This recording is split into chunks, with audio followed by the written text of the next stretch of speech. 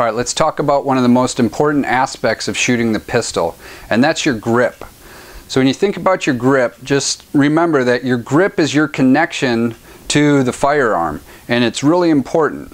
A lot of people put emphasis on where their trigger finger, that little part, touches the trigger, and they say that's really important, but what's more important than that is your connection to that gun, because if you don't have a good stable grip on the firearm, it doesn't matter what you do with that little trigger finger. So don't let the tail wag the dog in this case. Make sure you got a good grip, and we'll talk about the trigger finger placement in a little bit, but for right now we'll talk about the grip here. So with the grip, a couple things. Get your strong side hand and forearm directly in line with the gun. It's the first thing. You want to have a high grip, as high as possible as you can on that beaver tail right there, and you should see your skin should be creased up and bunched up around the back of the gun right there. So that's a high tang grip right there. My forearm is behind it.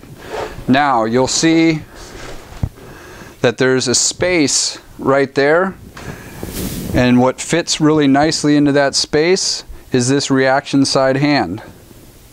Okay, so fit that hand. Your hand's going to be down at about a 45-degree angle, and they're going to wrap around the gun right there.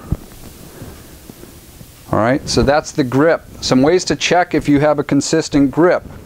Look at your trigger finger and your reaction side thumb. They should be alongside the firearm at about the same distance. You don't want inconsistencies like this, because the gun's going to go and recoil to wherever that path of least resistance is.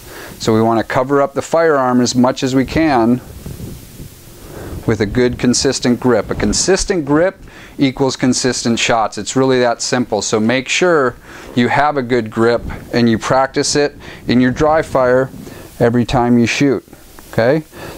Another way you can check for your grip is let go with the bottom of both hands, and your gun should hang straight like mine is. I'm not holding on with the bottom, the gun's hanging straight. Okay? Again, the fingers there, you should be able to support the gun with either hand. Okay? It's another good thing. And some people teach, you know, a 60-40 grip with their strength. Just think about if you're getting shot at, if you want to sit and try and think about 60% with this hand and 40% with this hand or the other one. No, you're going to be gripping that gun as hard as you can grip it. Okay? And your finger's going to land wherever it lands.